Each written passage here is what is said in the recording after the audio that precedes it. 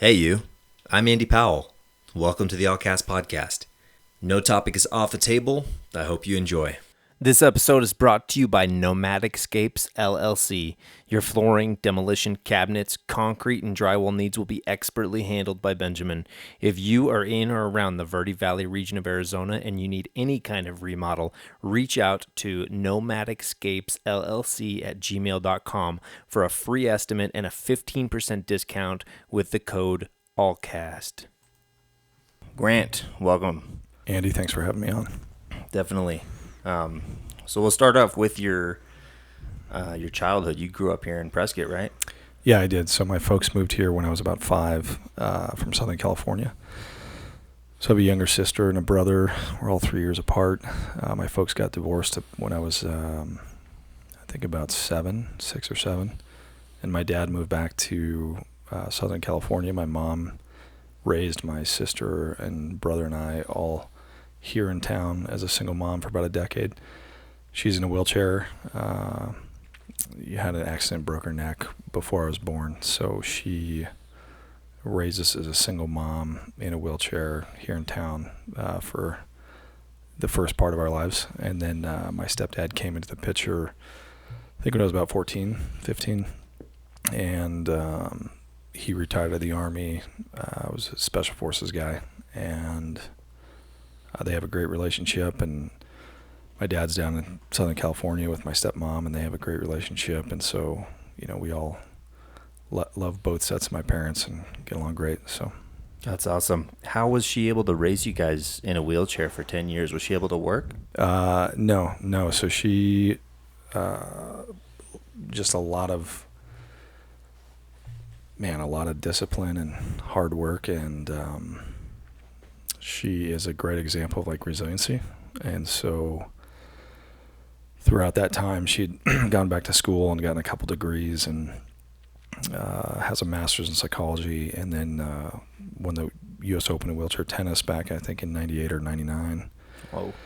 So she's a pretty motivated individual, and like I said, always represented, the resilient spirit that we have, as humans.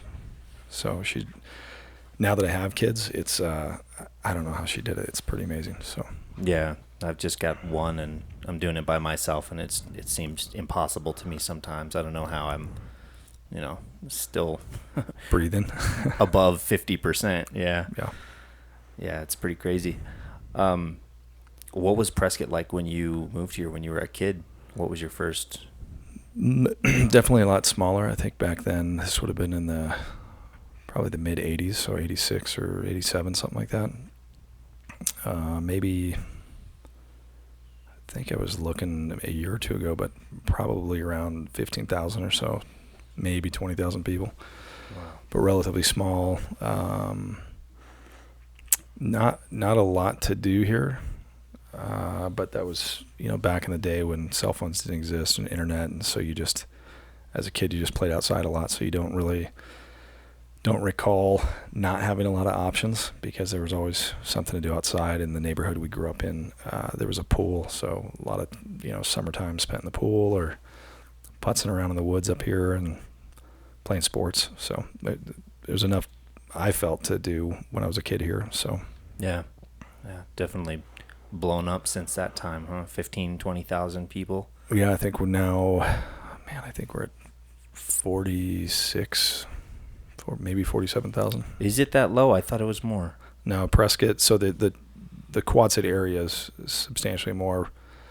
Prescott, I think, is about 47,000. Prescott Valley is sitting at 48.5. Okay. I know, based on kind of the growth happening, that the next census will kind of move us out of that 50,000 marker for a rural community and more into a small city or whatever they categorize it as. Yeah. So.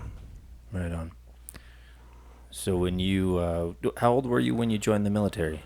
23. 23. What'd you do up until that time after high school? Yeah, so I moved out to Missouri at, I think at 19, Springfield. And 9/11 happened when I was a couple days shy of my 18th birthday. I got in some trouble when I was a kid here at 16, so I wasn't able to join at the time. And then did a couple semesters of college. The direction I was kind of moving towards was more, psychology or philosophy, and real quickly realized I'd have to climb the ladder and get all the way up to a doctorate in order to make a career out of that. And ended up moving out to Springfield, Missouri on a whim. My wife and I at the time were dating, so we'd broken up, and I was just looking to get out of Dodge kind of thing. So I had a friend of mine out there. He invited me out. Excuse me. And so so I moved out there, and I was a hairdresser for 3 years. So I kind of got into cutting hair, women's hair, went to school for that. Had a good time doing that. And then, 22 and a half or whatever, it was kind of like, I don't know if I can do this for the rest of my life. And always wanted to join the military. There was a small window for about a year, late 05 to late 06, I think, when the Army opened up its policies or loosened them a little bit.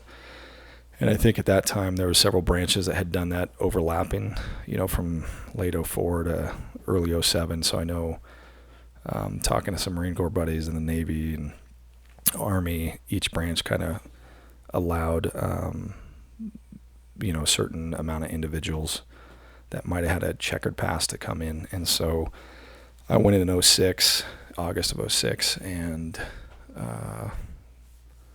then my wife and I ended up getting married in December of that year. So, wow. Yeah. How long were you in for? 8 years active, and done another 9 on the National Guard for Arizona State. Oh, okay. That's a lot. So still serving. Right on. Yeah.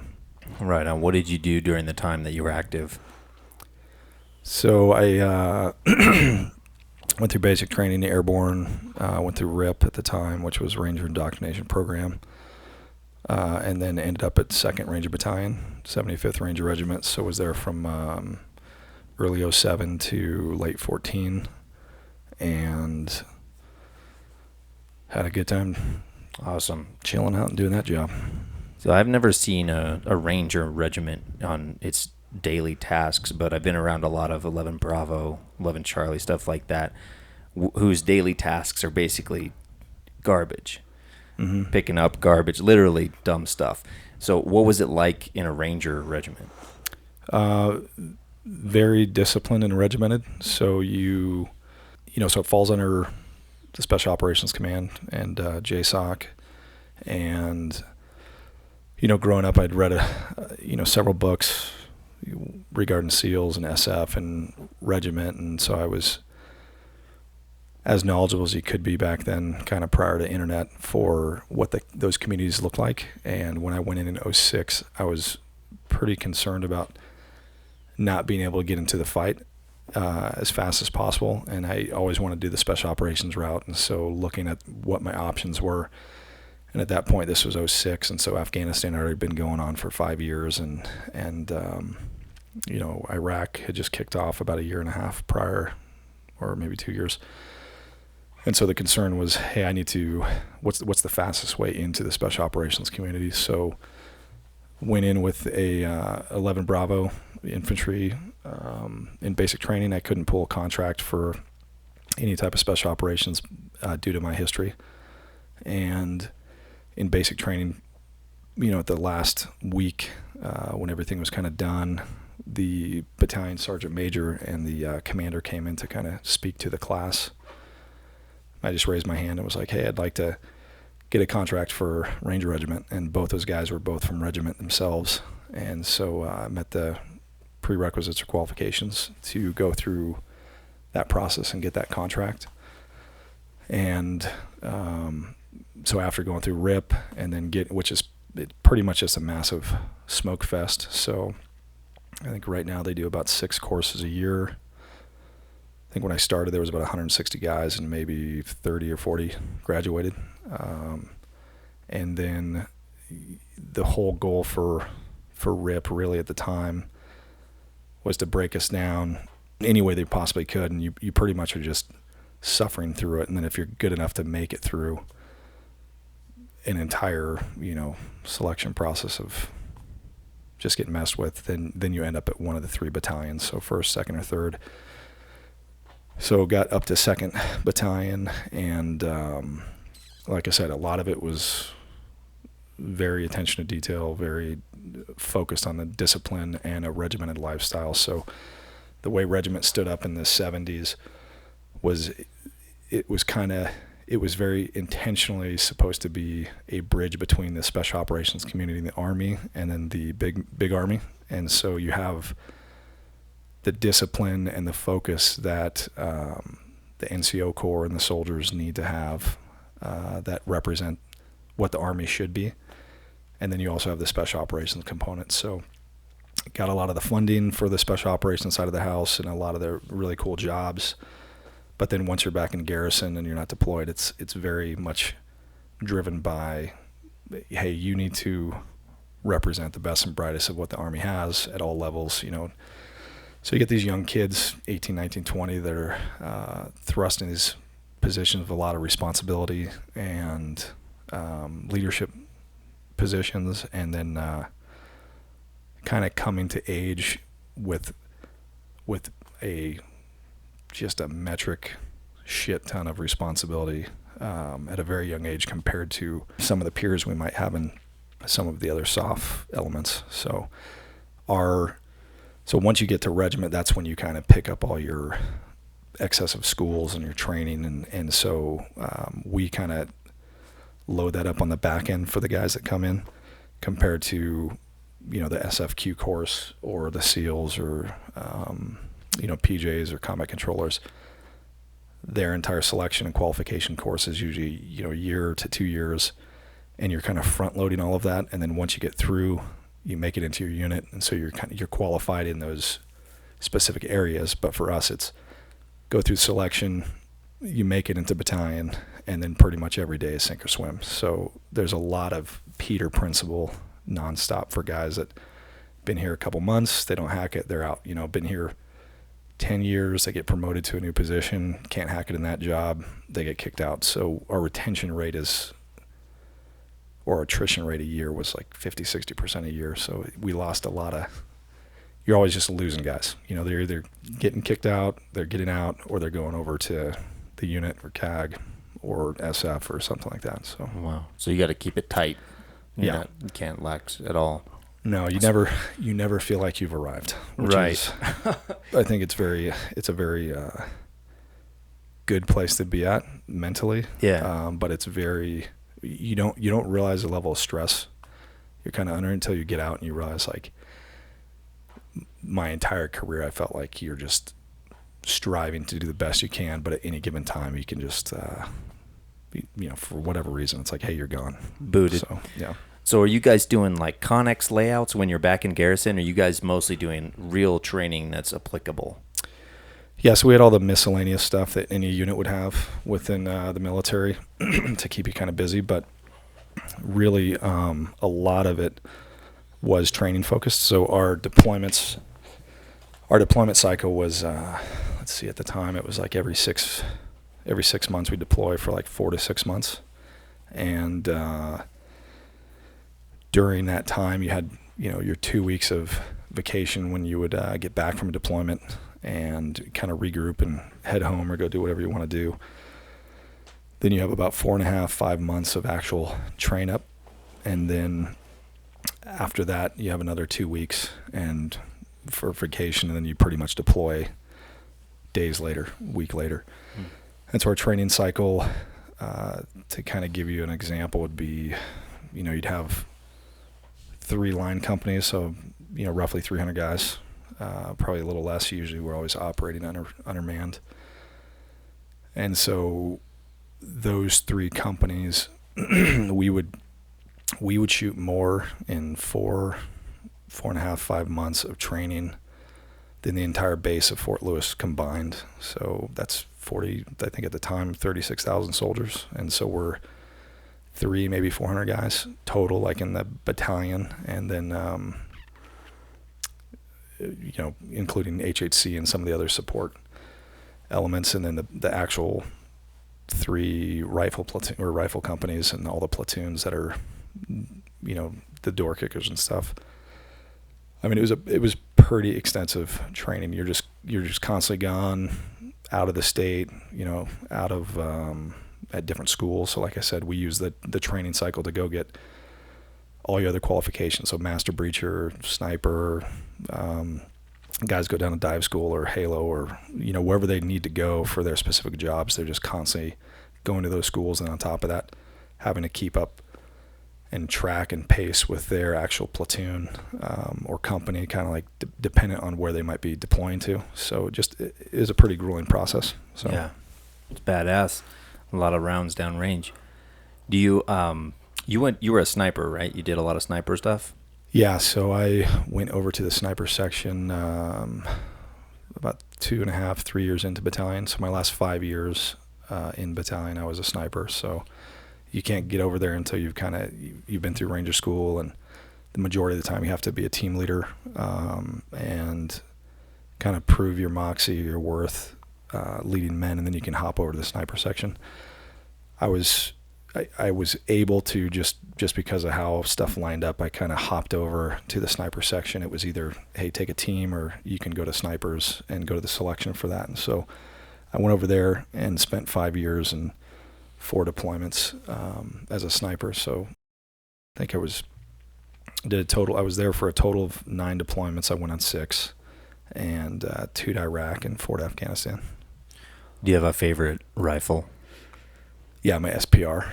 So Okay. I think we had about 6 rifles we could choose from. My SPR was my favorite. So it's a little gas gun 5.56 platform that was super light, super accurate. The majority of all our missions were at nighttime, so the ability to have something that was light and agile, and I could move around and still clear rooms if need be, or get shots on target out to 500-600 at night was what I needed. So awesome. Now, after you got out, you started a business doing hair again, right? You started a salon or a barber shop? So my wife and I moved back to Prescott, and I started John Hancock Barbershop. So that was in December of 2014, and started with 1 chair. Within the span of about 14 months, grew it to 2 locations, and I think it was 7 chairs, and then had that for about 4 years, and partnered with a childhood buddy who was from town as well. So he was an Air Force chaplain, and we ended up partnering. So I brought him on board as a consultant for the barbershop. And then as we started working together, and he was asking me more of kind of like, hey, what other ideas or what plans? And so I was running stuff by him, and we just created what is now Founding Fathers Collective. So Now, before you were able to do that, there was something that I've caught wind of that happened here in town a handful of years ago, where Antifa was doing some bullshit.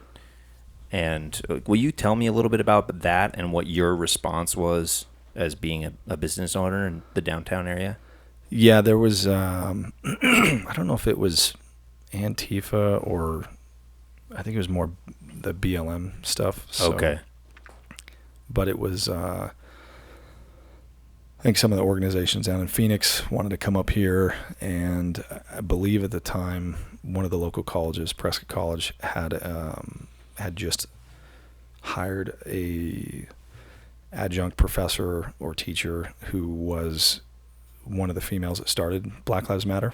And so I don't know to what extent she was teaching here or for how long, but this would have been in 2019. Was BLM kind of a big deal? Yeah. Then so they just had several busloads of people kind of come up from the valley or somewhere down south. I don't really know, but they kind of showed up, and the idea was more like for them like peaceful protesting around the courthouse or the square, and looking at the rest of the country, a lot of those peaceful protests didn't turn out so peaceful in some of the bigger cities.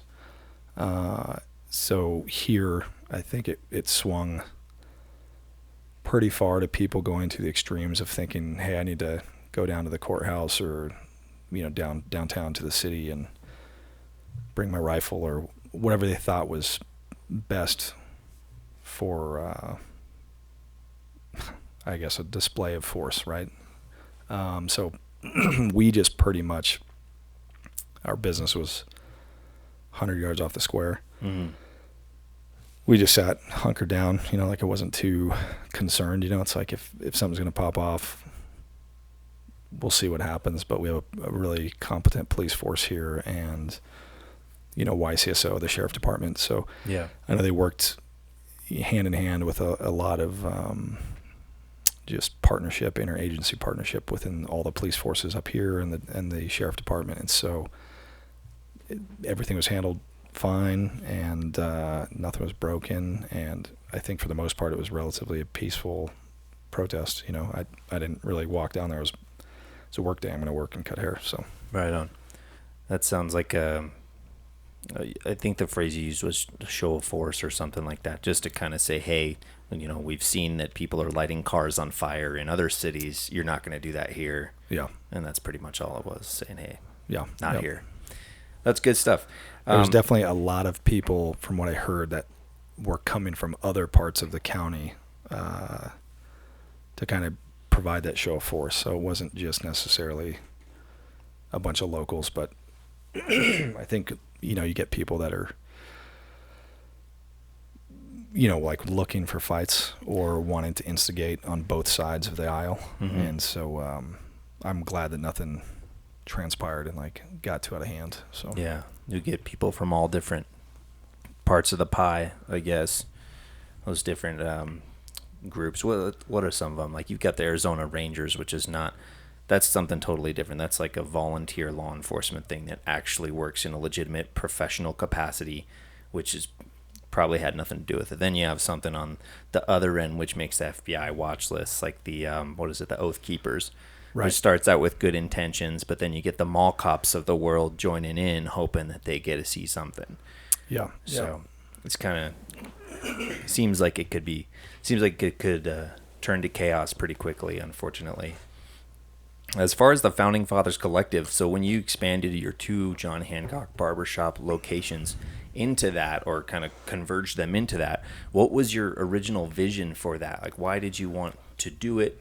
What was the purpose of that pursuit?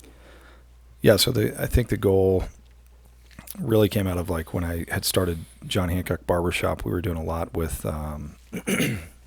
like complimentary beer or coffee, and at some point, it's like, how do you figure out how to monetize what you're doing outside of just giving it away for free, which is, you're not going to make money doing that for too long.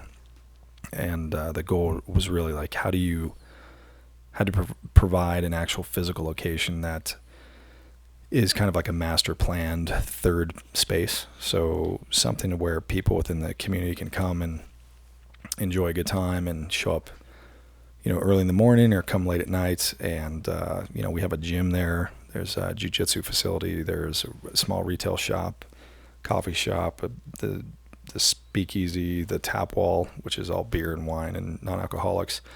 And then the barber shop and a little cigar and whiskey lounge. So there's quite a bit of stuff to do there. And the goal really was how do you create something unique, like a unique business model that provides some avenue to directly impact the community, or bring people together and create that bond of just community-minded individuals. Man, sorry. Oh, you're good. And so really it was looking for different things that all of us throughout our day or throughout our week participate in, whether it's fitness or coffee or beer or a cocktail or haircuts and stuff like that. A little something for everyone. Yeah. And so that's kind of how the whole concept came about. Right on. And as far as the marketing or the branding or whatever, why did you choose to do it the way you did? I think it really came out of just John Hancock Barbershop. So when I started John Hancock Barbershop, I had a good friend of mine who was in marketing over in Kansas City, and I had been talking to him, and he was like, dude, you need to come up with a cool name that people will kind of remember. And so, he just threw some out there, but Wild Bill Hickok or, just other names that are kind of known within our society of standout individuals. And so I was just thinking about different names, and it just kind of came to me one night, and I was like, man, that's a great name, Johnny Hancock. And I was more drawn to like his signature, because everybody recognizes his signature, of course. And then, and the whole, our little sub motto underneath it is, a signature experience at John Hancock Barbershop. So that's kind of the genesis of the whole idea. And then when we started Founding Fathers Collective, it was back and forth on like, well, are we going to name the coffee shop or go a totally different direction with the entire branding? And that would have proven to be pretty difficult, because at the time everybody just knew us as John Hancock. And so all the traffic on the website and people coming in throughout the community knew us as John Hancock Barbershop. And it really got to a point where we're talking about it. It's like, well, maybe we can somehow theme it based around that. So Founding Fathers Collective came out of that. And then we did some more research behind some of the other names. So City Tavern is the name of the tap wall. And that was actually historically where the Declaration of Independence was written. And then Merchant Coffee is where it was read to the public for the first time. And then Liberty Mercantile, like our small retail shop, that was an actual ship that John Hancock had owned. So he was a kind of shipping tycoon or mogul. Took that business over from his, I think it was his uncle. And he had this ship called the Liberty Mercantile ship. And so he used it throughout the war to pretty much evade the British or to raid the British until it was sank. And so that's kind of how all those names came to be, without making it too campy, like John Quincy Adams Bar or Benjamin Franklin Coffee or something cheesy. So. Right on. That's cool. Was the speakeasy a part of that vision ahead of time? It was. So everything developed, over the course of probably a month or two. Jesse put together a phenomenal pitch deck. And so we had all the concepts of what we were trying to do, just not the names necessarily. Those kind of came probably 5-6 months into the whole project. But a huge part of it was a speakeasy and trying to provide something that was cool and unique. And then, we run that as a membership model. And the idea with that was, how do you get people within the community that live here within, Prescott and Prescott Valley and some of the other outlier little cities or towns that are proactively involved within the community, that are either business individuals or, teachers or, just productive members of our community here at large. Invite them into a members only speakeasy, which we have a couple different tiers of memberships throughout the year. And then really the goal was more of like organic relationships and organic like networking and people just doing life together. Yeah. And then, sorry, go ahead. I was going to say just different aspects of the community coming together to support the community, essentially. Yeah. Like a hub. Yeah, and there's been a lot of, there's a lot of really great people within this community, and there's a lot of people that care about the region, and so it's been great to provide a kind of a place like that for people to just come and relax. And then one of the things we were concerned about once we purchased our liquor license was, how do you manage, a liquor license and not just turn this whole place into another bar where people are just getting trashed every night? And that's like not what we were trying to accomplish. And so our goal was really like an elevated experience where people are coming in, participating in all the different concepts we're doing throughout the day or throughout the week. And so when we landed on the membership side of the house for the speakeasy, it was very much focused on, if we allocate perks throughout the month at different concepts, then we're getting our members to not just see us as a bar necessarily, but knowing that, hey, I can come back and I can work out here in the morning, or I can grab a coffee to go, or I can get a beer later, or I can get a haircut or something like that. So the goal really was trying to tie in people to see Founding Fathers as an ongoing part of their kind of like weekly location, a third place. So, and we all especially over the last 20, 30 years, that's been a huge part of America, at large. Like we all have our favorite coffee shops or our favorite bars or barber shops. So you, in order to kind of keep out the riffraff and prevent it from degrading into another drunk guy's bar, you've got the memberships, you've got different levels of it. And can anybody get a membership? Yeah, so it's open to anybody. Most everybody I will just sit and talk to, because the goal really is like, hey, are they going to be a good fit for the membership? Are they going to come in and appreciate what we're trying to do and the level of service we're trying to provide, and then obviously the care that we put into the end product? Or are they going to come in and be pretentious or rude to our team or to other members or customers or clients? And you figure that out real quickly when you talk to somebody, like, what's their actual intention? Right. Why do they want to be a part of this? So you have a conversation that basically says, are you going to support the community or are you going to take away from the community? Yeah. Okay. Yeah. And very just cool. not necessarily like that bluntly. We just laid out, or I laid out very much with the intention of like, this is what we're about. This is what we're trying to accomplish.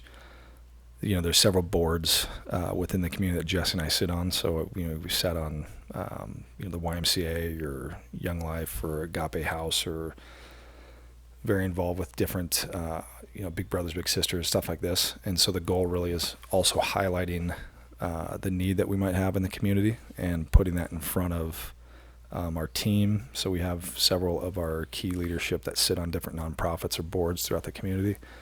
And then also putting that need in front of our members. Like, so we have events and parties several times throughout the year.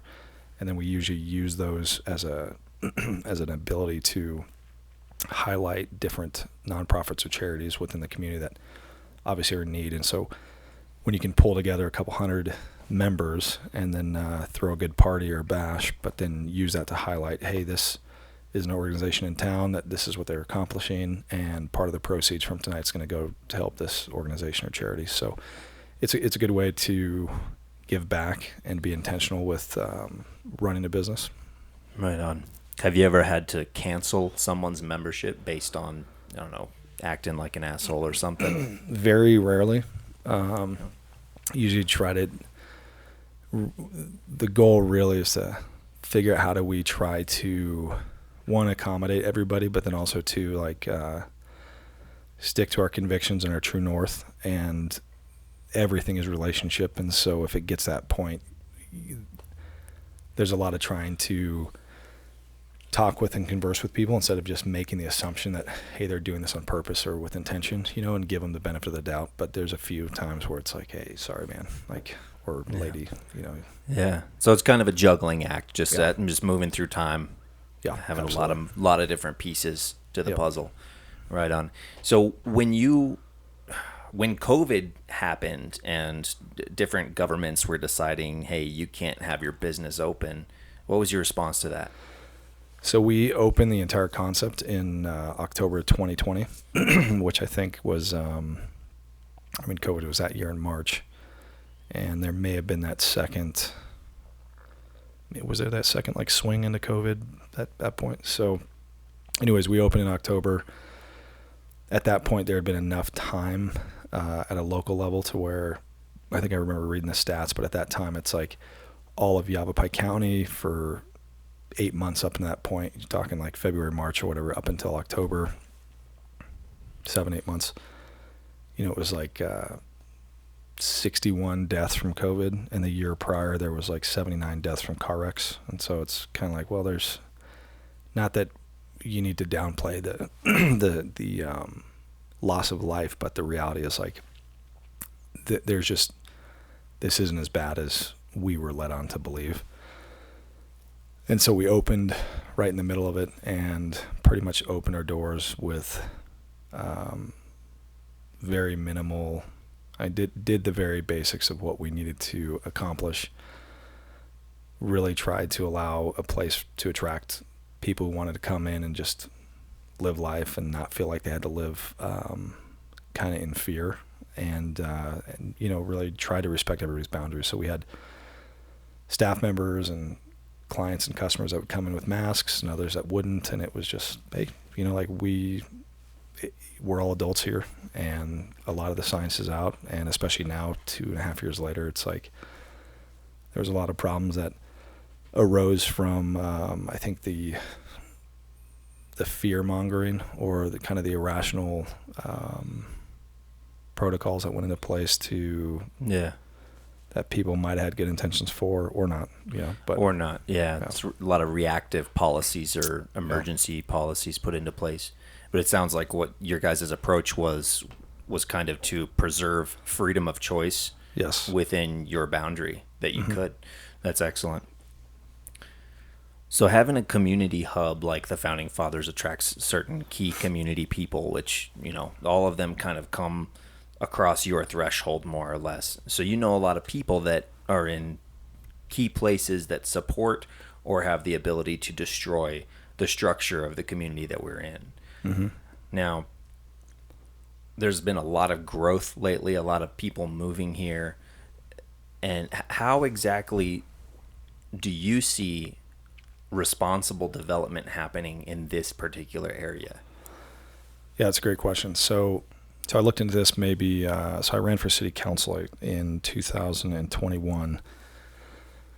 And the statistics at that time for the 21 years prior to that, so going back to 1999, for Prescott specifically, when it came to growth, was about 2.1% growth per year. And the national average is 2.6. So that equates to roughly, in Prescott, it equates to about 800 or 586 people a year that are moving here. There's a lot of there are a lot of homes here, but not necessarily every home is filled with, family of four, roughly. You're getting, I think that the average home in Prescott was 1.3 or 1.4 adults per home, and you have a lot of homes here that are second or tertiary homes for retirees or vacation homes and stuff like that. And so there's not, so that's one thing to take into consideration, is you have a lot of people that are moving here really to buy a second or third home. And then you're having people that are obviously moving here to retire. And Prescott's always been a pretty large retirement community. Our average age is 55.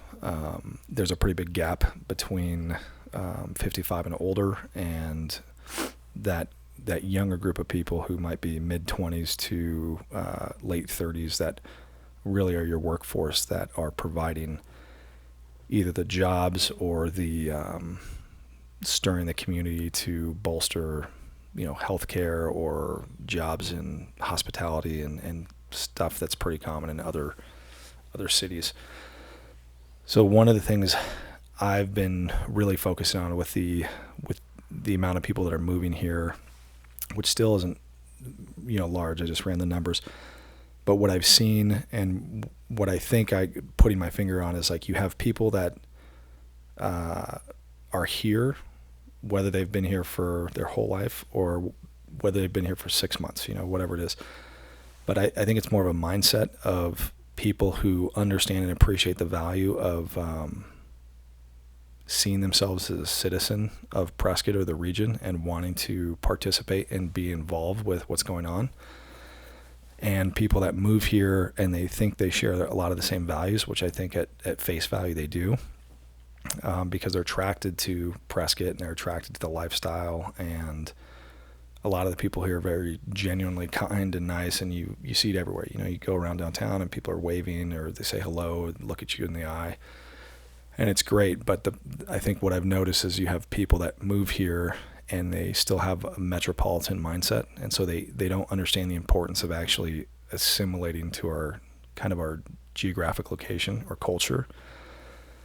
And so they bring a lot of their baggage or their expectations of how they experienced their location that they moved to prior. So if you were to use LA for an example, or Phoenix or Chicago or any of these other kind of larger cities, they're so used to those local municipalities, like, hey, they're just going to do everything for me. I don't really need to take responsibility for picking up stuff off the street. This place is a mess anyways, even though I might identify in a certain political vein, whether it's center left or center right or whatever. Then they move here, they fall in love with Prescott when they come to visit, but they don't ever actually leave that mindset of being a tourist or somebody who visited, and then they just move here and they think, hey, I've moved here, I'm part of the community. And it's like, well, not really. Like you're not giving back, you're not picking up trash. Yeah, you're not, like I remember one time I had a lady that had moved here a couple years ago, and she was mentioning like, oh, people here are so rude. Like when I first moved here, people would wave all the time, and I don't see that anymore. So I just politely asked her like, well, ma'am, do you wave at people? She's like, well, no. And it's like, okay, well, that's like, you have the ability to change that, like you have the ability to continue that very easy, nicety of society to just wave at people and say hello. And that's incumbent on you to be responsible in that manner. So yeah, really trying to invite, like when I talk to people who are newer to the community or people that have been here for a while, it's like trying to get them involved and engaged with caring about the region and Prescott Valley and kind of the uniqueness of the area we live. So yeah, there's a lot of meshing of different cultures and cultural mindsets, especially people come from California is a huge one. I know a lot of people that they like to complain a lot about people from California, and oftentimes they don't look past the first layer of, oh, hey, this is where they're from. Yeah. But everybody's a person and everybody has to contribute somehow. So I think a lot of that is just surface level stuff, like I said. And once you get past that, those people, they really do, a lot of them want to care and they want to understand how to be a part of this place. You'll get your handful of people here and there that want to bring with them whatever they came from. But ultimately, a lot of these people are leaving for a reason. They're coming here for a reason. They're coming here because they like this place and what it is. And what makes this place what it is the culture and is the people. And it is the West, the West that built this place, the guns, the, street justice is the wrong phrase. That's not what I'm looking for. But the accountability between people, which is a real thing, which... that brings me to something else I wanted to talk about with, you mentioned city council, and I know right now there's people running for city council, and I started looking into some of them and found out that most of them are involved in real estate.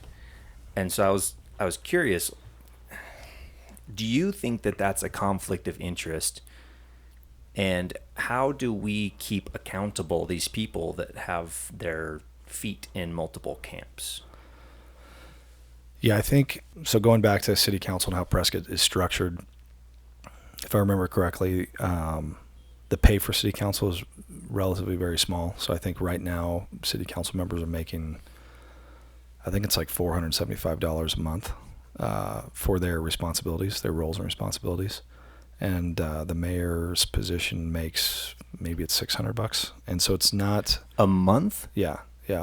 Are these volunteer positions? They're not volunteer, but the way it was chartered, I believe, in the city charter states that the goal and the reason why they set that up the way they did was to really invite people from the business community who had ran successful businesses and want to step into leadership at some level within the municipal levels to kind of like serve and lead. And so, they have to want it then. Yeah. Okay. Yeah. So I think that's why you get a lot of bleed over of people that are coming from, like, to your point, whether they have a background in real estate or whatever it might be, the job itself of city council or mayor is not enough to sustain somebody in the context of like a professional politician. Right. That's excellent. That seems like a really good idea. At the same time, it's also difficult for me to wrap my head around these people who are in specific industries and then get into a position of power where they can kind of move policies along that support their particular industry. And I mean, for me, just looking up at the whole thing, it's kind of frustrating because what's to prevent somebody from making rules or voting for things that isn't necessarily what the citizenry wants, but really what benefits them in their pockets. So how to navigate that, one thing I think of oftentimes is accountability. If somebody campaigns on something, campaigns a certain way, or says, hey, when I get in these are the values I'll run on. These are the things I'll do. And then if they don't do those things, my personal belief is that there should be a really harsh repercussion for not doing those, unless they can offer some kind of a, hey, we got new information and this is what it is. This is why we changed our position, to kind of satiate the citizens. But lacking that, I think it should be like, okay, well, you campaigned on this, you did the opposite. Well, now not only are you stripped of your position, but you're going to be, we can't really beat people anymore in the public eye. But oftentimes I think being fined is not enough. That's more like a slap on the wrist. It's like, okay, well, you're already making a ton of money, but here, you're going to give us some of it to say you're sorry for screwing over tens of thousands of people. My personal opinion that there should be some other more harsh repercussion for doing the opposite of what you say when you campaign. What do you think about accountability of that sort for people that lie and then get into position and do something different? Yeah, I think it's very important. Very important. I think the reality, though, is right now our culture at large across America, we're just so inundated with the noise of being busy and having to live our lives and everything that's going on in the economy and like what we do as individuals, that you really have a lot of individuals within any society, any community, right? But for this instance, Prescott, that really don't have a understanding or grasp of how local politics here are ran, or who's really running, or what they represent. And so, our election cycles are every 2 years for 3 city council members and the mayor, and then, another 2 years and it's the additional 3 city council members. And there's a lot of people that just don't really know or pay attention to local politics. That's kind of, hey, I just want to live here, leave me alone.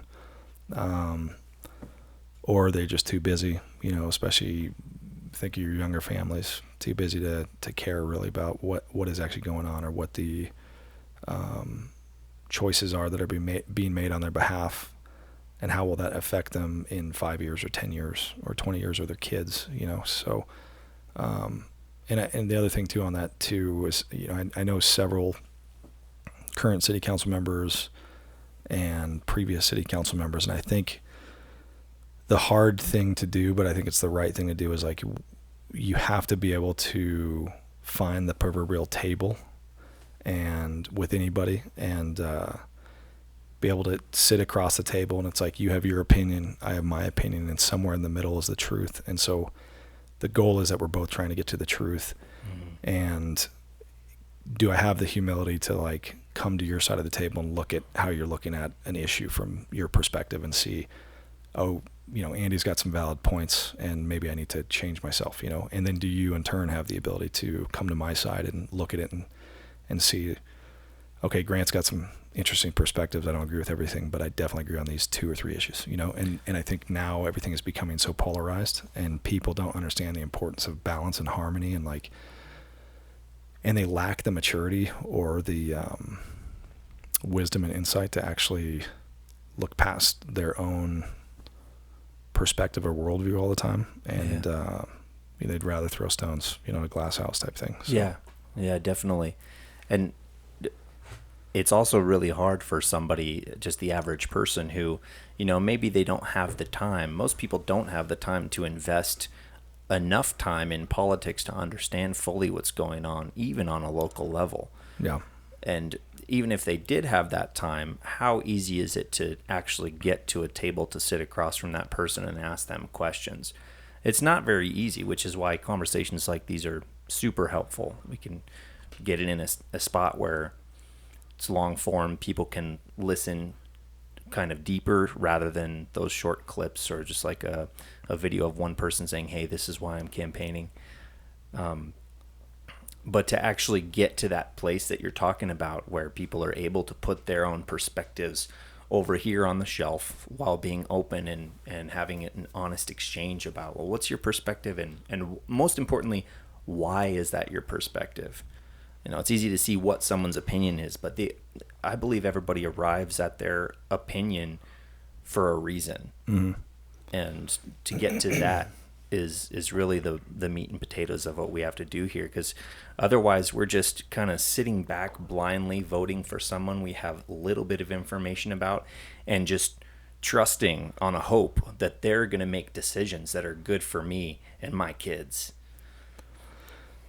Yes, very, very much the case, man. Like it's the ability to dialogue and get past yourself and really seek to understand instead of be understood is very important. And we're not too good at that these days in America. So No. But I think here's the end state with that. That's also a human condition, right? It's not just an American issue. That's like a condition of us as humans and just being fallen and imperfect. So. Mm-hmm. Yeah, and I got one more question on this, but that particular thought line brings up something there about like the psychedelics. Mm-hmm. And how those can help people to take their perspective and examine it for what it is and see, okay, well, maybe I'm jaded. Maybe here's why I'm jaded. But before we get a little more into that, I was going to ask, just kind of like, where's the boundary line? So we have development, we have people moving here, whether we like it or not. It's out of most of our control on an individual level. But what do you see as the boundary line, if any, for that? How do you limit it? How do you limit developers snatching up land and just filling in all the gaps that are beautiful things that make Prescott what it is? Sure. So I think there's a huge misconception on like a local level and to include a state level. But out of all 50 states, the only state that beats us for the amount of land that is owned by the federal government of the state is Nevada. So 87% of the state of Arizona is owned by Bureau of Land Management, the state. That's huge. The government, right. So 87%. Yeah. Okay. And so there is a lot of land that will never be developed in our state just because of the way it's structured. And so this idea that we're just growing at an exponential rate everywhere is not necessarily the case, albeit you have a place like Phoenix that's the fifth largest in the country, and they're continually growing, and it's attracting a lot of industry and business and entrepreneurship and people, and which I don't get because it's too hot for me. Way too hot. Yeah. So, but Prescott by and large we're really landlocked to our west, south, and to our southeast, and so there's not really a lot of growth that can happen anywhere else really in the community outside of if you're driving through the city streets and you see a random lot that hasn't been built on yet, or maybe a family's owned it for 20, 40, 50 years and they just haven't developed it yet, meaning like put a home on it or a commercial building or something like that. And so you have those one-offs within the community that you'll still see, some type of development happening, over the course of the last several years. And I mean, it goes further beyond that. It's just like any community. You need to grow at some level in order to accommodate the need for people to thrive and enjoy where they live. And a huge part of that is obviously the infrastructure, your healthcare. What does that look like?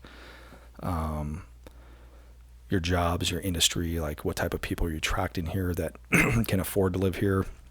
What's the median household income? What the schools, education, universities, colleges that are here, and then obviously all the way down to your basic entry-level jobs that you might have anywhere within this community. So most of the growth that's going to happen is going to happen north of town, and that's been, I think last I checked, a lot of that land has been earmarked for 20, 30, 40 years with a lot of those landowners and ranchers or individuals that had bought up massive swaths of land, and they've just been sitting on it paying, whatever they're paying or paying the taxes for it. And then as the city continues to grow, then they're able to expand and actually grow on their pieces of property they own. So I'm a huge proponent or believer in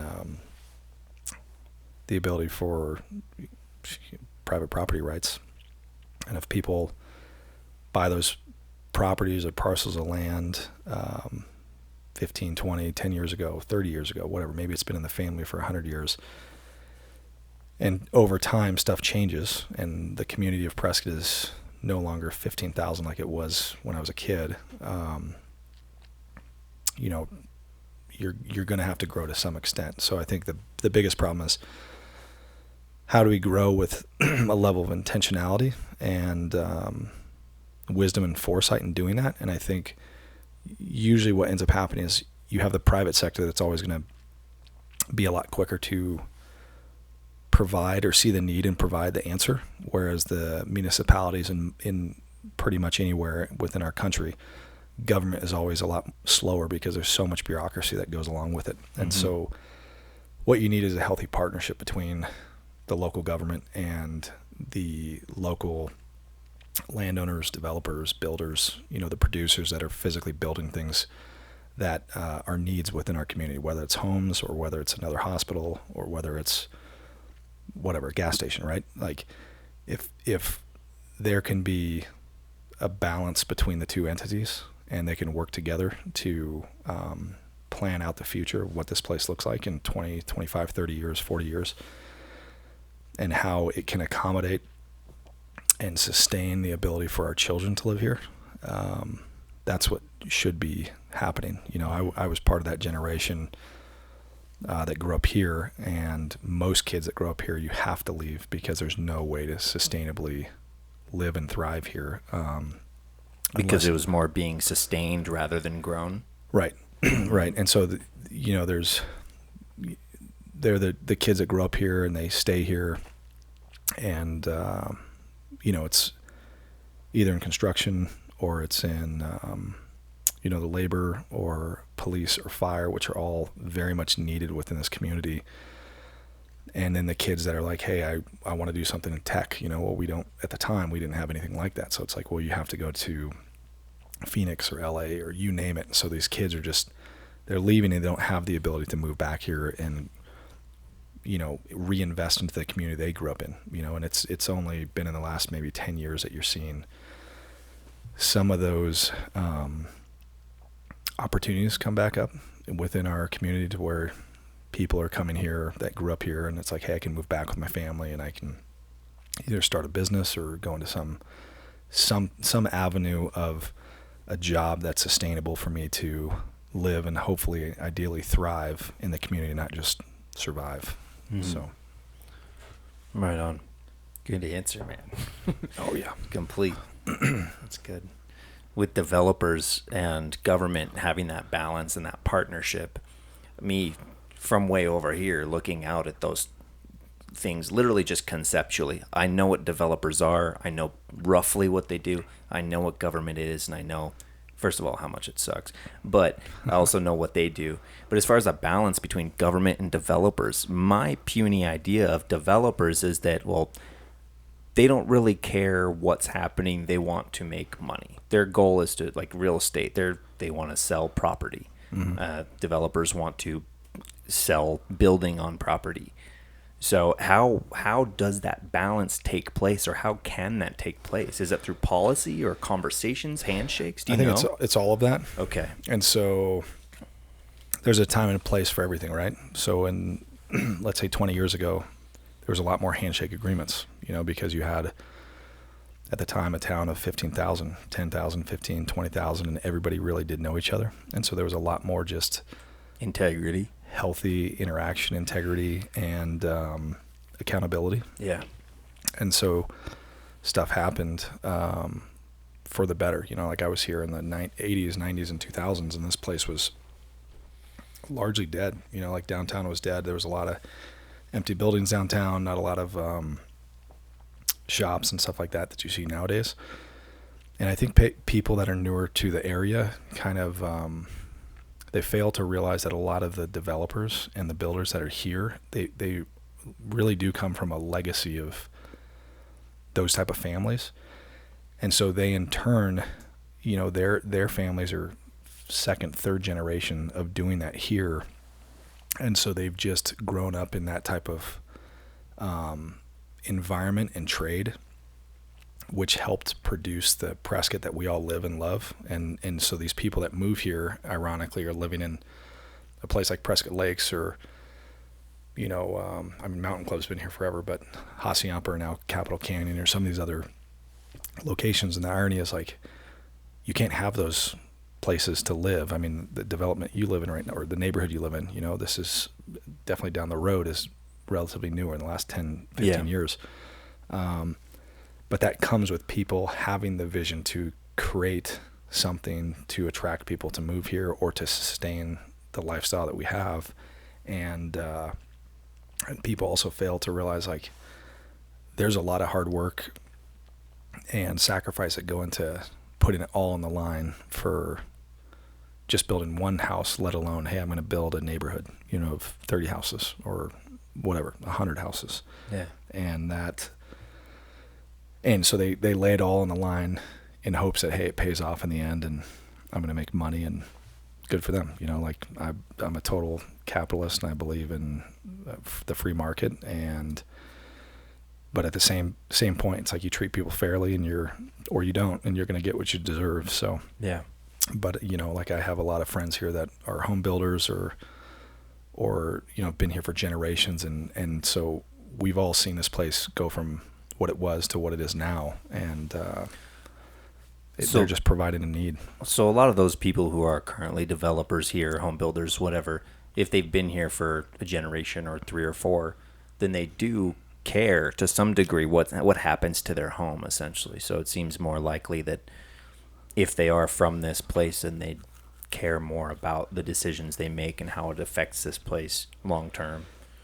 Yes, I would say that's definitely fair to say. And I think, rewind maybe 10 years, 15 years ago, a lot of the men and women you see now that are investing into or building within the community, they've been doing it in this community for 5, 10, 15 years, 20 years, or so on. And so I believe it definitely at one point. I wasn't here, for 14 years, but I would assume there was a lot of participation on both levels from the municipalities and the developer, the builder, proverbial builder, whoever that might be, to where it provided the ability for them to, build Prescott Lakes, for instance, which is just north of us, and that has attracted a lot of people that in turn have moved here to retire and enjoy, the region. And if it wasn't for, development like that or a neighborhood like that, you wouldn't have people that have the ability to move here. So. Right. Yeah. Yeah, we were talking when you first got here about how lucky I got with this house. Yeah. And, if that stuff hadn't happened, I wouldn't be enjoying this place and fighting for it the way that I am. So it's kind of a funny circle. Once upon a time, you were going to run for mayor. You were pretty close to running for mayor. Yeah, I was considering it early this year. So it took maybe 6 weeks and kind of devised a game plan and talked to people from kind of all walks here in town. So both sides of the aisle, I guess you could say. And I'm too busy right now with business. And, I think that the current leadership, they've been moving forward in a lot of different directions. And, we'll see how it plays out. Like, I know that there's a lot of good stuff they're implementing, and there's probably a lot of bad stuff, but that's going to be anywhere within city government, So I think it's all too often, I think the human condition is like to look at people in leadership and you just want to blast them for like all their failures, but you miss the opportunity to see what they've done that makes a positive impact. And so I've really tried hard to not default to that all the time. I mean, it's easy to do because it's human nature. But I really try to think whomever is in those positions, it's like, I got to give them the benefit of the doubt because they live in this community that from their perspective, they think they're doing the right thing. So I can appreciate that. And until I get to sit down and talk to them, and really learn about them, it's like, it's not fair to just, focus on their failure. Yeah. Cause for all the stuff that you might see that they're failing at, it's like, well, you're probably missing 5 or 10 things that they succeeded at that aren't getting the credibility that they deserve, or it's just because you don't hear about those things if they're successful, because your life just goes on nice and cheery as it has. Yeah, because it's the nature of things, right? It's like if it's steady and smooth and stuff is happening at a good click or pace, that's the way it's supposed to be, you know. Right. And if a wrench gets tossed into the wheel of the spoke, it's like, okay, well, what just happened, you know? Yeah. So it's easy to focus on that one thing, but you don't realize, like, hey, maybe over to the left over here or to the right, not politically, but just meaning left hand or right hand. It's like they've done a lot of good things in those areas, and they just messed up once, you know? Right. So right on. So I really was considering it in the context of, I'm from here, I'm 39 and I have kids, and it's going to be our generation that really is going to see or provide the building blocks to move Prescott in our region into that next 25, 30, 40 years of good decision-making policies and stuff that will... Just a successful trajectory. Yeah, provide a successful... Yeah. So instead of letting it degrade into what we see on the news in a lot of other places, it's really sad. There's something I don't like talking about, but I feel it's important to just at least touch on. With this stuff going on with the woke joke folk and all that LGBT whatever stuff creeping into different communities, especially in the schools, do you see that happening here currently or in the future? And if so, how do you see the response? Yeah, I would think it's going to be inevitable at some point, and it's not. I don't think it's going to happen out of. Some of it might happen because people are actively participating, trying to push agendas, whether that's from the left or from the right. But some of it is just the natural degradation of any society. So I don't know if you're familiar with like Tytler's 8 cycles. Are you familiar with that? No. All right, so I'll look this up real quick because it's the natural degradation of any society. It's a pity that truth has to come forward. Yeah, that's what's happening. It is, and so it's like right now within America we have so much turmoil and we become so divided because I think a lot of that is intentional from powers that are way beyond us right here at a local level. But two, if you're a student of history, it's like, well, look at any great society, like they have their best parts of the society and they have their worst parts, and usually they always implode somewhere around 250, 275 years.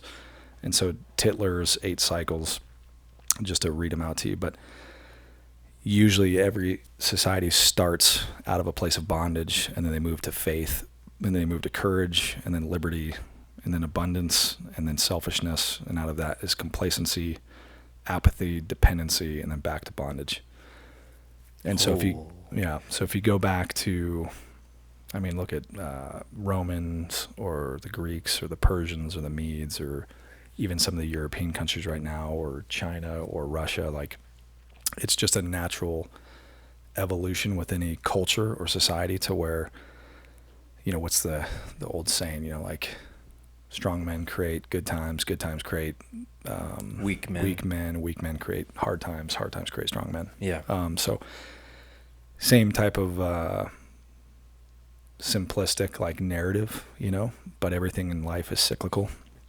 And with those 8 cycles of society, Tytler had demised that this is pretty much, these are the 8 cycles that every society goes through before they collapse, so, or when they start, so we're somewhere, I think we're somewhere probably in the realm of dependency and back to bondage, just looking at how divisive our nation has become over the last, 60 years, looking at the life cycle of our nation, we're at 235 years, 240, and most societies collapse around the 250 to 270 year range, or if not a major collapse, a huge reset or kind of a pause, and then a new nation rises with different powers, global powers. So, do you think that a community as robust as the Yavapai County can turn the ship, can change course toward the end of that cycle and prevent the completion of that cycle? Dude, I really hope so. I think there's a lot of people on both sides of the aisle that remain in ignorance, that are not students of history, that want to see life through the lens that they choose to see it through, and they're too arrogant or proud to understand the importance of trying to participate in the community they're in and work with other people. And so they choose to kind of stick to their party lines or their ideologies, and breed division, or divisiveness. Mm-hmm. And so I hope so, man. Yeah, I really do. What are the top 3 things you think of just off the top of your head that could turn that ship? You really need leaders within this community that can step up from a place of humility and going back to kind of the proverbial table, but understand the importance of sitting down and talking with, whether it's one person or whether it's 10 people in that room or 20 or 200, but it's like at some point you need the ability to listen to people and to allow people to be heard, and work with people. But on top of that too, there's the important understanding that just because you have the ability to speak doesn't mean you have the right to be heard. There's a lot of arrogance out there in today's culture with the advent of social media and everything else, to where people who are relatively very ignorant and they might have a loud voice, they just think, hey, you have to hear me. My 2 cents matters. And it's like, well, you're not even a productive member of society. Like, there's no reason for me to invite you to this table because you're 18 and you never graduated high school and you're whatever. Or yeah, everybody gets a microphone nowadays, but some people are just screaming into it. Right. And sadly, there's not. We've continually remove ourselves further and further away from the importance of valuing like wisdom and discernment and experience, and we just want to blame shift, or whoever's got the loudest voice with a microphone in the room, somehow they objectively have the, they're right, because they're screaming the loudest. It's like, well, that's definitely not the case. Yeah. So. Definitely. So in order to steer the ship, at least in our local area, you need good leaders. You need people that are willing to listen. Mm-hmm. And what's a third thing? I think you need a proactive citizenship who is educated, and I don't mean that in the context of scholastic education. I mean, that's important, but educated in the nuances of governance and how a local government like this actually runs and operates, and all the partnerships that go into making something like this sustainable and work, and this place has attracted so many unique people from all walks of life who choose to retire here.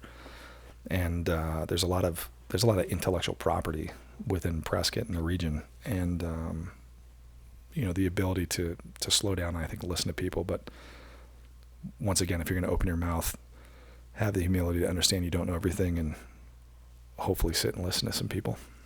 Right on. So those are all interpersonal kind of concepts or traits rather than things that have to do with resources or ability to sustain resources. Yeah, because interesting. All those things they're vitally important, right? Like the infrastructure or water or growth. Those are always hot button issues over the last maybe 8-10 years here in the region. But a lot of those can be resolved if people could find the humility within themselves to like work with the other side, or work for the best of what this region is trying to provide, instead of just, hey, you're 100% wrong and I don't care, what your background is. And then you realize like, oh, that person's been here for 4 generations and their family built half the town. right. whatever. Or you name it, the person's a brand new person to town and they actually have a lot of wisdom insight into local economics and the impact it could provide if we had a new hospital. Who knows? Name the hot button issue. So yeah, good examples. Thanks. As far as resources go, for let's say that cycle does complete itself when we find ourselves back in the bondage phase of it. In order to sustain people in this area, we need resources like water and food and medicine and soap, things like that. Is there any kind of current effort in this area that you know of that is building those things? One of the biggest things, I know it's a big issue that it's not getting addressed as much as it should, but it's definitely healthcare. You have a lot of people here that live here, retire here, and right now we only have pretty much one hospital in the area. And there's still a lot of outsourcing that we provide for let's say 55 and older, that we can't resolve those problems or issues here, and we have to send people out to Phoenix or other level 1 trauma centers or centers that know how to deal with those issues. So if we don't get a handle on that over the next 10, 15 years, you're going to see a massive schism with the local economy not being able to provide that need. Sounds like we need a hospital. Yeah, that could be one thing. Yeah, for sure. Right on. I know healthcare providers, however it is, whether it's urgent small cares, clinics, like urgent cares. Yeah. Yeah. Okay. I know as far as food goes, there's some cattle ranching that goes on around here. With food crops, I'm not aware of any. Yeah, I think down south, Aguila and some of the other areas southwest of us, there's some decent agriculture that happens down there, closer to the Colorado River. But I know that in the past, Arizona struck a lot of deals with other nation states to allow them to grow crops and harvest and own land. And so it's not really of benefit to Arizona. Like, that land should be really owned and operated by local farmers or the state, like in the context of how are we providing those needs to facilitate feeding their own state, for one, instead of outsourcing it to other countries or nations, so. Yeah. Okay. A couple times humility came up as far as what's one of the most important things. You mentioned good leadership. Well, in order to be a good leader, you got to be humble. You got to recognize when you're making a mistake and how to correct it or whatever. So going back to the psychedelics talk, that's one way that I have seen humility come about, is people go and use these different psychedelic plants and they come back from it and they've been humbled. Mm-hmm. Can you share some of what your experience has been like regarding those things? Yeah, sure. So I never did any of that stuff when I was younger. And I got to a point where, probably because of a lot of what I saw and experienced in combat, and my fight or flight mechanism, kind of largely gets broken when you've been over there. And so your goal really is, like, as a veteran who's experienced some level of trauma or combat, PTSD, whatever it might be, TBI, how do you move back to a functioning society like America or your hometown and assimilate back into the norm? What does that look like, and how do you find the proper tools in order to do that? And there's a myriad of different ways you can do that, therapy and MDMR and several of the other ways that the VA provides healthcare to meet those needs for veterans. I started looking into psychedelics maybe, I think it was last year, for about 5 months, and read a lot of books and podcasts and listened to a lot of stuff from doctors and Johns Hopkins and several other university studies, Stanford. It's a pretty robust field that a lot of people are not aware of. And I believe it was Texas in November just legalized it at the state level for veterans through the VA. Legalized what? psychedelics. So MDMA, ketamine, and psilocybin. I didn't know that. That's a big move for Texas. Yeah, in a therapeutic sense. So they, I think it was our Surgeon General's 11-0 in favor of U.S. or state senates, state senators in Texas, 124-12 in favor of, and then Governor Abbott blessed off on it.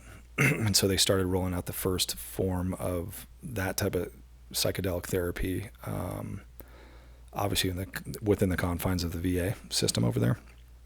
And they're having pretty phenomenal results on kind of remapping certain parts of your brain that get broken or lost through combat experiences. And so for me, I felt like I had done enough research into that field to finally think, oh, I'm willing to try this and see what the benefits could be. So I did an experience or journey, whatever we want to call it these days, back in September of this last year, and it was very profound. So I did it with several other veterans, Vietnam vets, all the way up to veterans from the GWAT, so Iraq or Afghanistan. And, we had a safe, secure place, and, it was administered properly, and really allowed me personally to get a lot more introspective on who I am and where I'm succeeding or where I'm failing. Largely, a lot of it was more family related. At a social level out in the public, I really enjoy getting to know people and talking with people, and so that was never any form of chaos. But when you have children, those little balls of chaos, it's like they just do stuff on a whim, and then you're trying to parent and not retaliate, and that's where I kind of was failing. And so having the ability to try that and then how that really opened up my eyes to each one of my kids and who they were as individuals and their personalities and like their strengths and their weaknesses, and how I need to come alongside them as their father and be more proactively involved and really just understanding at the end of the day I'm dealing with little kids or children, and they're not adults, and they don't have a fully functioning rational brain that we all have. And so how do I really love them well and like communicate at their level? And so for me, that was pretty paramount. It was huge to have that experience and those revelations come to me on how I could do a better job, and where I was, like I said, where I was failing, where I was succeeding, but kind of bridge that gap in my mind. And it's done a lot for me in the context of the last 8 months, 9 months, to where like my kids definitely, they notice it. And my oldest, he's brought it up, and like, the appreciation of just being able to talk and communicate and not always react or feel like I need to punish right away, but really just kind of understand that he's a little person, and he's where he's at, and he's learning how to become a young man. And so my job is to really mentor and guide him as his father. So I'm a huge fan and proponent for individuals who feel like it could benefit them. I really do think it can. But with that, I would say make sure you do your research and really look for all the pros and cons, and make sure that you yourself are hopefully in a healthy state to begin with, and that you're willing to allow the medicine to kind of do what it's supposed to do, which is allow you to get introspective, and then out of that, I think came a lot more empathy towards my my fellow man, and compassion. And so it's never like I would really lack that, but you definitely lose some of that when you go to war and you see the stuff you see. So yeah, you initially used the word profound at the beginning of that explanation. I'm curious how you see the psychedelics fitting into the spiritual, or your understanding of what God is.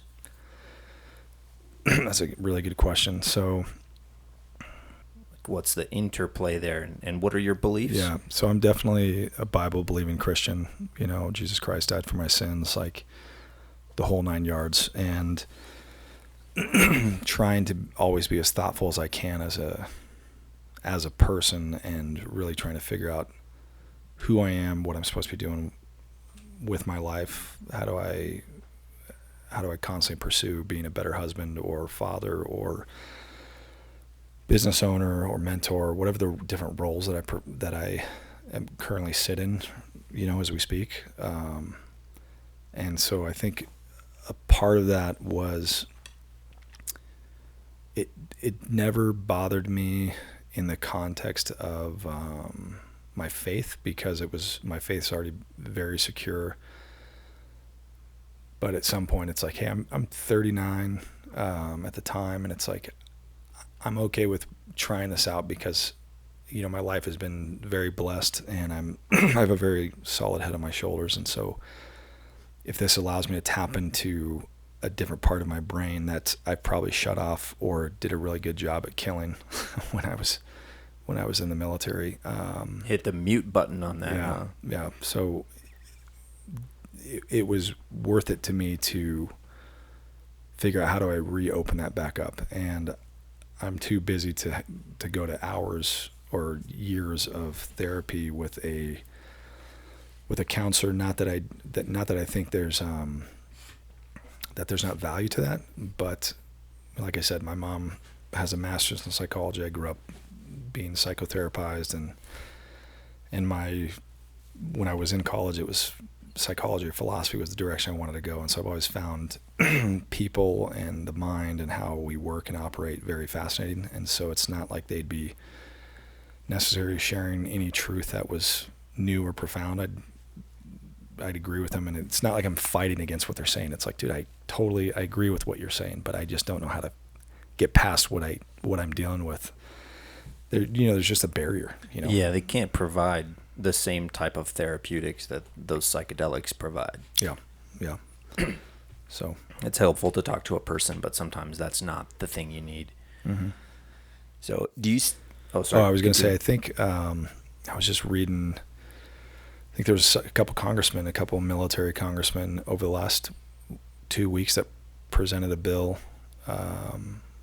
to push for psychedelics on a national level. And I think it was Marcus Capone, who's a Navy SEAL, is a huge proponent of that with his group, which is VETS, or Veteran Solutions. But it's gaining a lot of traction in D.C. right now, and the FDA is in their third study right now, and their previous 2 studies were on veterans. And so there's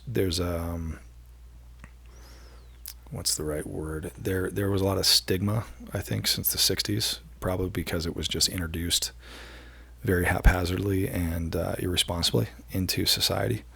But now that they've had decades of studying this and really finding out what are the pros and cons and the actual benefits, and how do we look at it more as a medicine instead of just, hey, this is a drug like anything else. I mean, alcohol is a drug, like it devastates people. Yeah. And that was something else I noticed too, is it severely took away, not the desire, like compulsion. I've never drank like greatly to some level of excess constantly in my life, but just kind of the need to drink alcohol maybe as often as I did. Yeah. More of like a social level. And so now it's like I don't really drink that much anymore. If I do, it's like a beer, here and there. Yeah. So it's pretty interesting. I've talked to definitely a lot of different people on a one-to-one basis, or maybe a couple different individuals. This is the first time I'm on record saying this. So now I guess there's an official track record somewhere, but I ain't seen anything. But I think the message is, it needs to get out, and it's continually getting out at a national level. And if you can, once again, get past some of your own presuppositions on something like this and really do your research, which is not hard to find. Everything's out there. There's a lot of podcasts, like I said, and books and studies at different universities and medical facilities across the country, across the globe on the benefits and how it's being used and implemented to really heal people of certain either psychological issues or even down to how it helps people with like severe alcoholism and some of these other issues. I mean, it's pretty amazing. So it is, yeah. In my early 20s, I smoked cigarettes and drank way too much alcohol, and the psilocybin mushrooms actually helped me quit both of those immediately. There's a couple of other important pieces to that.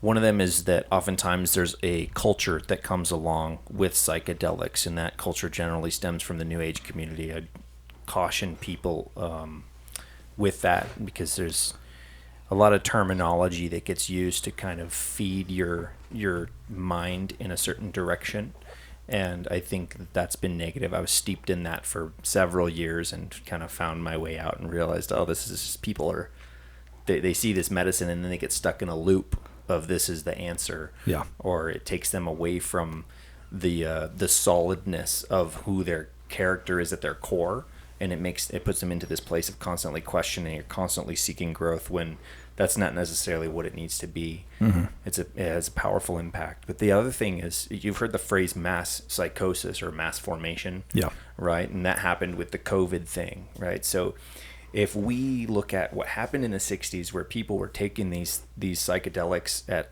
big levels during concerts and then being hugely affected by music, if it gets to the point where there's massive groups of people taking these at the same time, then what's to prevent somebody from doing some sort of, what's the guy's name? Some Maryland or some Manson. Yeah, the gentleman who, the serial killer. Yeah. So what's to prevent somebody from basically using these things on a large scale to trick people into doing certain things or believing certain things? And mostly this boils down to me with like spiritual warfare. Mm-hmm. There are things out there that you cannot see that are affecting us. So yeah, I think it's something definitely not to take lightly, and you need to be very grounded in who you are, and ideally like your faith component and how that plays into your own worldview and perspective. And so when you get people taking something like this flippantly, it definitely can have the adverse effect or reaction to where it's done very irresponsibly, and and now you're just turning it into another substance, just like alcohol or nicotine or cigarettes or really anything that mankind since the dawn of time has found to either numb themselves or heighten themselves or whatever it might be. So with everything, there definitely needs to be a healthy level of responsibility and reflection on like why you're doing what you're doing and what do you hope to get out of it. What is that benefit, and not just like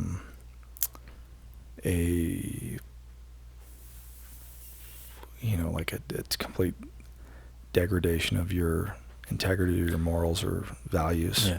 Questioning of your values and with great risk can come great reward, but once again, the risk of those is as big as the reward can be. Mm-hmm. So the setting's obviously super important. So it's a fine line. So be careful if you're planning to do that. Do you have anything else you want to share with the people? No, man. I thank you for your time. It's always good catching up with you. And for anybody listening, thank you very much. Feel free to shoot me an email if you want, or grant@foundingfatherscollective.com. You can find us online at foundingfatherscollective.com, 218 North Granite Street. And I'm awesome. pretty available guy, so anybody can reach out or contact me. So right on. Well, thanks so much, Grant. Much appreciated. Yeah, thanks, Andy.